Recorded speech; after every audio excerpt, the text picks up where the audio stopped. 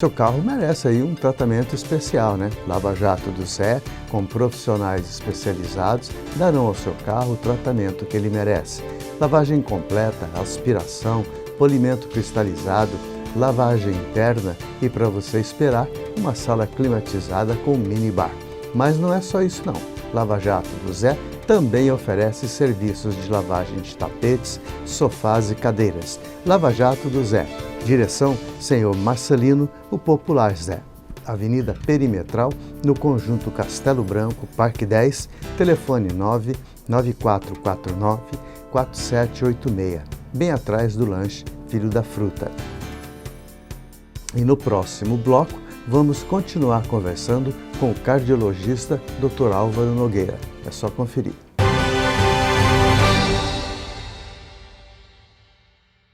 E hoje nós agradecemos imensamente a direção do Churrasco da Vila, que fica na rua Fortaleza 569 e tem o seu delivery para o almoço e jantar através do 984555227.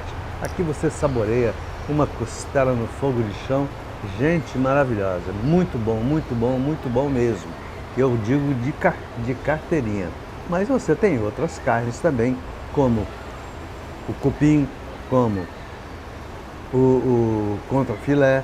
Você tem ainda, além disso, você não quer carne, você quer um lanche, você quer um hambúrguer, você tem o ancho, muito bom, muito gostoso também.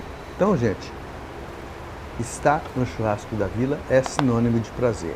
Hoje, com a honra e o prazer de estar com o Dr. Álvaro Nogueira, um cardiologista de nome da nossa cidade, que tem um trabalho muito bem feito, um trabalho já sólido na nossa cidade e empresta aqui um pouco do seu tempo para a gente bater um papo e esclarecer algumas dúvidas. Doutor Álvaro tem o seu consultório lá no Prontocó, Rua Marciano Armon 272, telefone 21 23 7500 e o WhatsApp 98853 5555.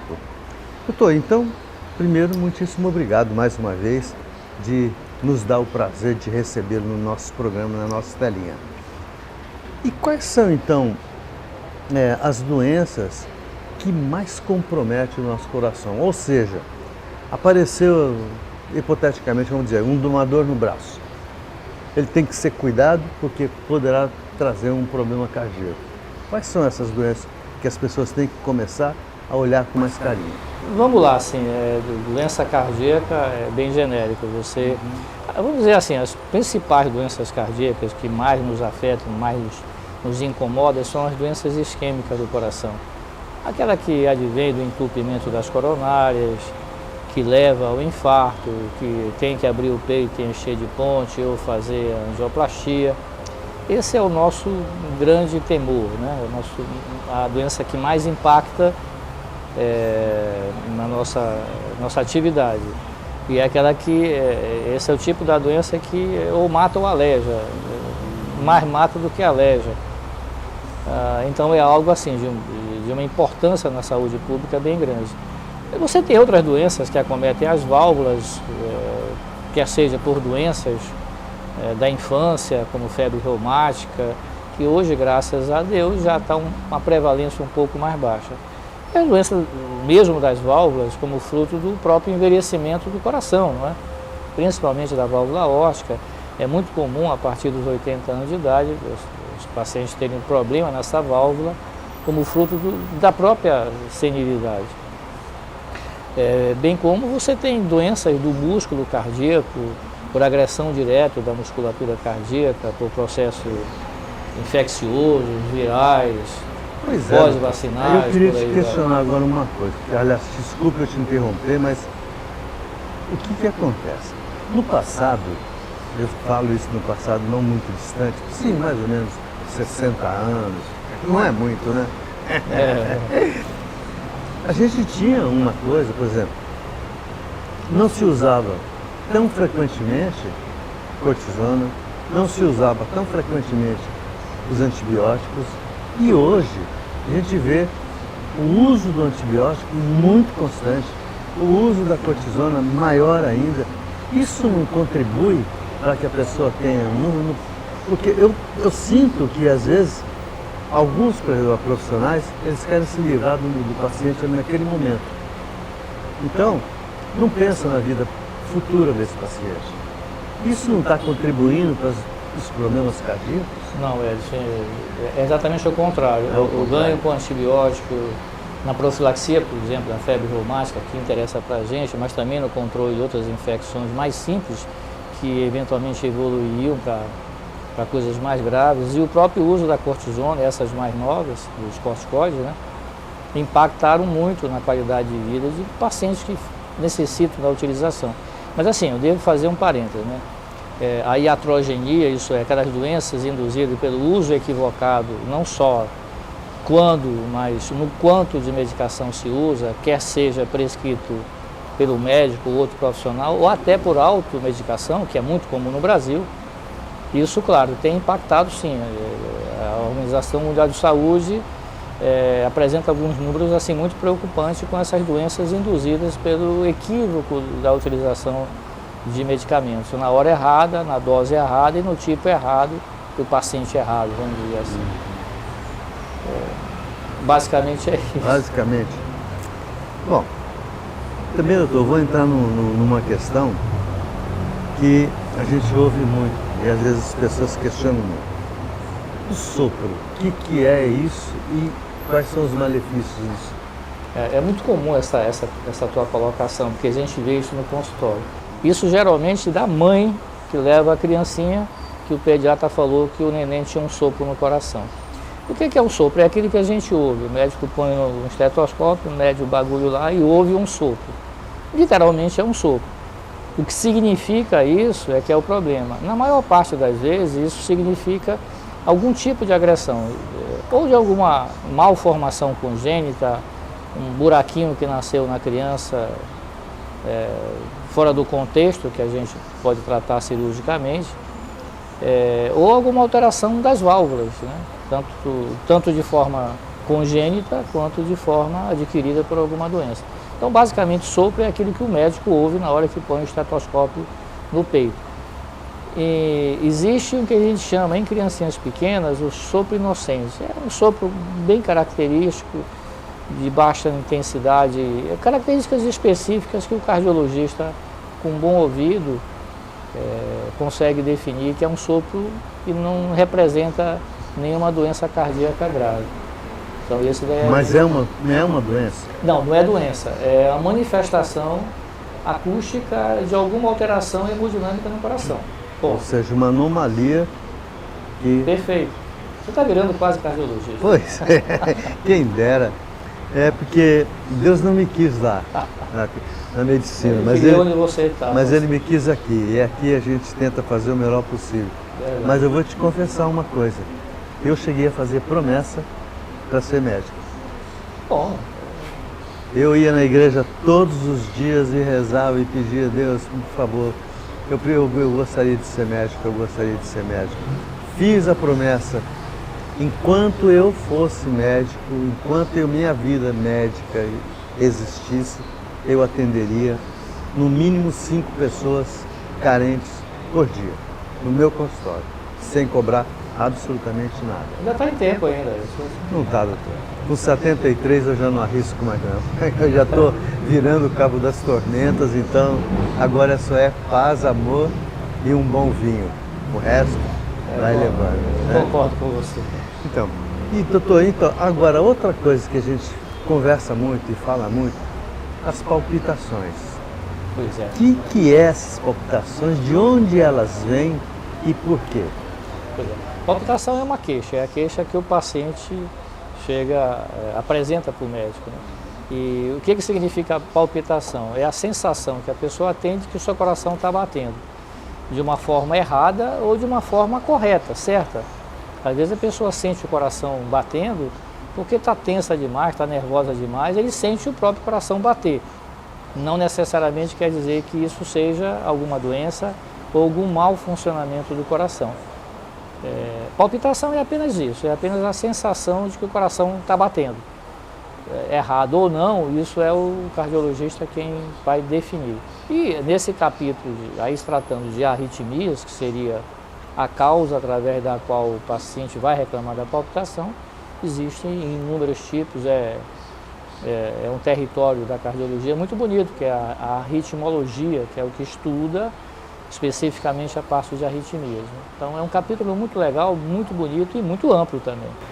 E cheio de nuances, né? Porque sim, sem dúvida. A gente vê, eu acompanhei algumas intervenções, tipo colocação de troca de válvula e uma série de outras. E a gente vê que um ritmologista, ele é um puta do motorista. Porque, cara, ele vai direcionando ali dentro da artéria e vai no lugar certinho e tchum.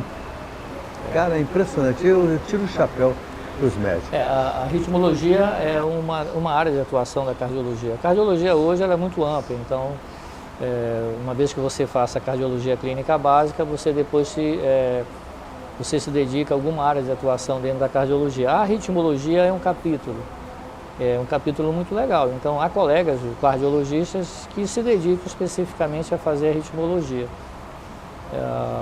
E a gente faz alguns procedimentos em eletrofisiologia que são muito legais e até, assim, absolutamente, esses caras não precisam pular de asa delta, porque é adrenalina pura. Existe um tipo de marca-passo que é o cardiodesfibrilador. A gente coloca no paciente que tem indicação, e é um critério bem definido,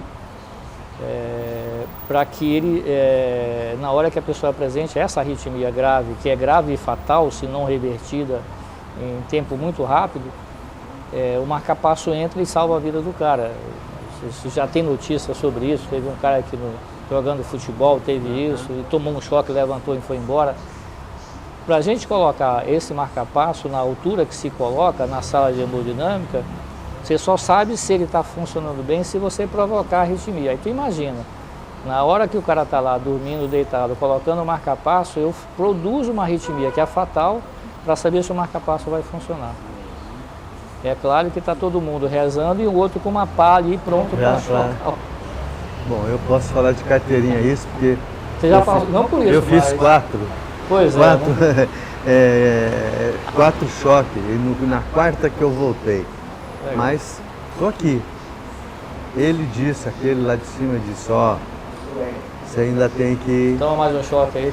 Você ainda tem que passar por mais algumas coisas aqui. Bom, gente, lembro a vocês que o Dr. Álvaro Nogueira, cardiologista, tem o seu consultório no Prontocó, na rua Marciano Armon, 272, telefone 21 23 7500 e o WhatsApp 98853 5555. Bom, vou entrar num outro mito. A aspirina é um mito ou é uma realidade? Eu sabia que você ia fazer mais ou menos uma pergunta semelhante. Mas eu vou te responder com muita facilidade. É os dois. Tanto um mito quanto uma realidade. Por quê, doutor? Há muitos anos atrás, quando se descobriu o efeito da aspirina sobre as plaquetas, então se advogou a tese de que, tomado isso de forma preventiva, em doses até baixas, a gente já prevenia uma série de doenças, de derrame, de infarto. E da década de 70 em diante passou-se a se preconizar, a partir de 35, 40 anos, como o modismo se utilizava. E depois se descobriu, e agora está bem claro já, que esse efeito ele existe, porém a proteção que se advogava não se consolidou. O que se tem de mito? Não dá para usar para todo mundo achando que vai evitar. Não, isso é mito. Na realidade, aqueles caras que nem você, que já teve um evento, já teve um infarto, já colocou ponte de safena, enfim, esse paciente é a realidade, ele tem que tomar para o resto da vida. Então, o que se sabe hoje é que ele tem total indicação para quem já teve e não tem nenhuma indicação, e é contraindicado em quem nunca teve, salvo em situações específicas. E qual é a função da aspirina dentro desse contexto cardiológico?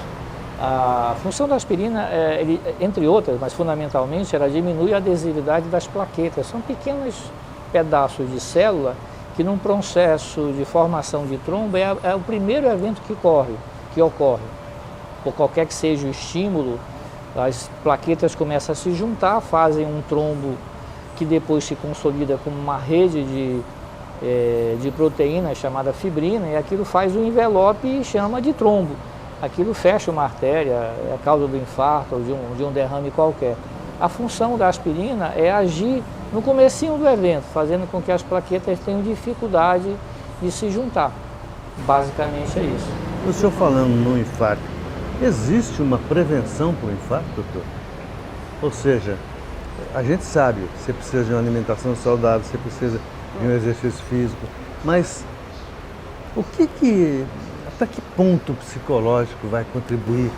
Influencia muito, né? Toda a abordagem que a gente tem, tanto na profilaxia primária quanto na secundária, aquilo que o cara que nunca teve e que já teve, é o controle desses fatores de risco, entendeu? Isso está muito bem mapeado, então, quando o cidadão chega comigo no consultório e diz, eu não sabia, olha, isso é bobagem. Há 40 anos, 50 anos atrás, eu admitiria isso como uma verdade, mas hoje não, porque isso é maciçamente divulgado na televisão, na internet. Então dizer que não sabe que comer gordura demais faz mal, que fumar faz mal, que ser obeso faz mal, que ser sedentário faz mal, não, aí não dá. Que tratar o diabetes não leva a nada a ninguém. Enfim, para prevenir essas doenças, não só do coração, mas doenças isquêmicas como um todo, é a prevenção desses fatores de risco. Isso é que impacta. Doutor, as doenças cardíacas, elas já vêm de família ou a coisa que a gente adquire por maus hábitos? Tem um fator genético para uma série de patologias, e essa que é a doença isquêmica, que é essa que entope as artérias, a coronária e por aí vai. Tem um componente genético, que é um fator de risco per si, isoladamente. Mas ninguém infarta só por isso, ninguém tem um derrame só por isso, compreende? Assim como ninguém tem um derrame só porque é diabético, quer dizer, é o contexto. Geralmente essa pessoa que tem esse evento, ele é um diabético mal controlado, é um hipertenso que não controla, é um sedentário, é um cara que fuma demais, que tem o seu colesterol alto e não faz a dieta e o tratamento adequado. Quer dizer, é a junção disso, essa sopa esse caldo de coisas erradas que vai levar o cara com a maior probabilidade de chegar lá. Aí tu vai me perguntar na sequência, mas tem paciente que faz tudo errado e não tem. Bom, esse cara daí é um sortudo. Já é coisa divina, né? É um cara sortudo. Isso aí veio com... Isso é um rapaz da vida, Deus não quer ainda. Deus não quer ainda. Mas, queria encerrar, doutor, então, com uma coisa. Até que ponto o fator psicológico, a convivência familiar, o amor de pai e mãe, o amor de pai e filho, enfim, até que ponto isso contribui para uma vida saudável, para um coração legal, para você terminar o seu tempo? Sem dúvida, isso daí, até a religiosidade. Eu não estou advogando tese religiosa, veja. Isso tá, na Diretriz Brasileira de Prevenção de Doença Cardiovascular, a americana não tem, embora os trabalhos venham de lá. Que o indivíduo que tem algum grau de religiosidade, qualquer que seja ela, que acredita em alguma coisa, ele tem um componente muito melhor, ele é mais animado, ele é mais alegre, ele aceita melhor as coisas, aceita melhor a doença, aceita melhor as orientações médicas, cumpre melhor as coisas e, consequentemente, ele tem um desfecho melhor. Então, nessa mesma vibe, você tem um ambiente familiar, um ambiente estressante, quer seja no trabalho ou em casa, é um fator de risco ruim, né? Essas catecolaminas liberando toda hora não vão fazer bem para você. E tem alguma coisa que a gente possa fazer para evitar ou prevenir isso ou absorver de uma maneira boa isso? A gente estava conversando sobre isso offline, lembra? Pois sim. É claro, né? É claro que tem. Então, você viver o máximo possível feliz dentro da desgraça que é a nossa vida moderna, mas sendo mais otimista do que pessimista, se dedicando melhor a um trabalho mais profícuo, efetivo, que te dê prazer em vez de te dar estresse, sendo compromissado consigo mesmo, nos bons hábitos de vida, entendeu? Isso impacta na tua saúde de vida. E quando você faz isso, você externa isso para o teu coletivo, para as pessoas que estão ao teu redor, né? Tá vendo, gente? Este é o Dr. Álvaro, que a gente recebe com muito carinho e com que prazer. É só um lamento que a gente não pode trazê-lo assim muito rapidamente, porque para tirar o senhor lá do consultório. Não, eu nunca disse não para você, não fale isso. Não. Não.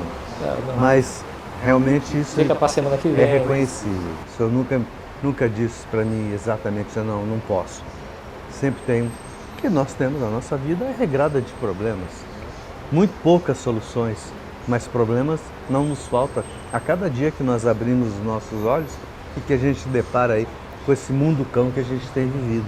Principalmente onde o desafeto é muito grande, onde você vê, eu não vou comer batata não porque eu não gosto, mas poxa, e tem um outro pegando no lixo a comida para dar sustento para os seus filhos, para se alimentar.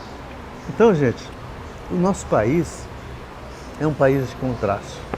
E olha, nós temos tudo o que o mundo precisa. Nós temos terra, nós temos água, nós temos agricultura, nós temos a pecuária, nós temos tudo. Nós só não sabemos gerenciar isso. Eu diria que a gente tem muito inimigo, eles estão aqui. Exatamente. Nossos inimigos não são os que estão lá fora, né? Uhum. Mas, gente, só nos resta dizer nossos agradecimentos também à direção do Churrasco da Vila. Fica na rua Fortaleza 569 e tem o seu delivery para o almoço e jantar através do 98455-5227, que empresta esse cenário fantástico para nós e que também oferece uma comida maravilhosa, porque uma costela no fogo de chão é isso tudo e muito melhor ainda. E agradecer ao Dr. Álvaro Nogueira, que sempre nos traz esse berço de informações. Doutor, muitíssimo obrigado. Nos encontramos então no próximo sábado às 7h30 da manhã. Até lá. Até lá.